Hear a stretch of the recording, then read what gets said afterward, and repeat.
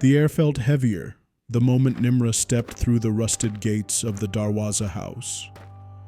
The mansion loomed ahead like a corpse that refused to rot. Tall, silent, wrapped in wild vines and a suffocating stillness.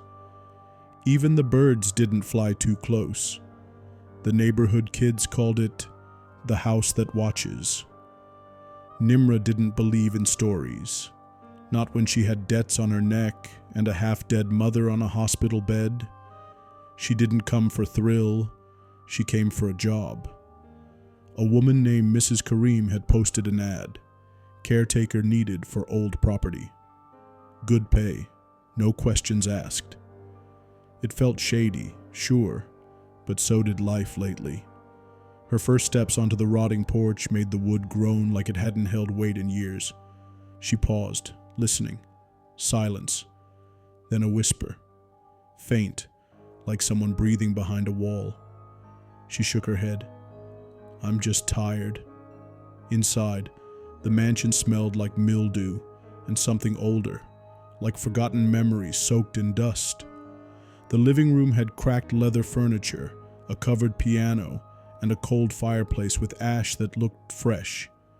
Hello? She called. No one answered. She moved deeper, her boots echoing off marble floors. The house felt large and wrong, like it had more corners than it should. Then she saw it, in the hallway near the stairs. A mirror. It was enormous, set into the wall like a gate, framed in black carved wood. Dust covered most of the glass, except for a streak, like a finger had wiped it recently. She stared into it, at herself, but something was off.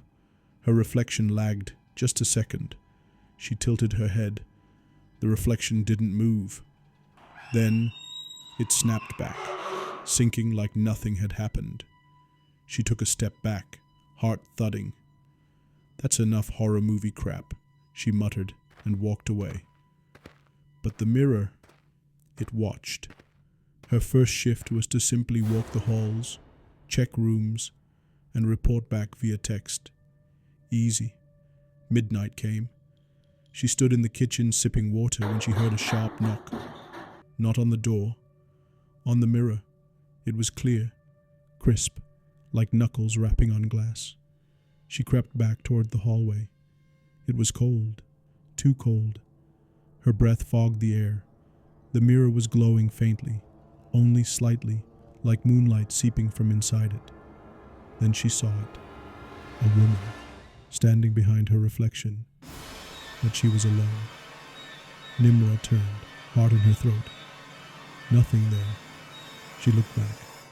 The woman was still in the mirror, wearing a white dress, long black hair, eyes like hollow pits. Then she was gone. The light in the hallway flickered out. The next morning, Nimra wanted to quit. She opened her phone to text Mrs. Karim, but the ad was gone. So was the number. No one had hired her. No contract. No name. Nothing. And yet, her bank account showed a deposit. 25,000 rupees from unknown source. She should have run. Instead, she stayed.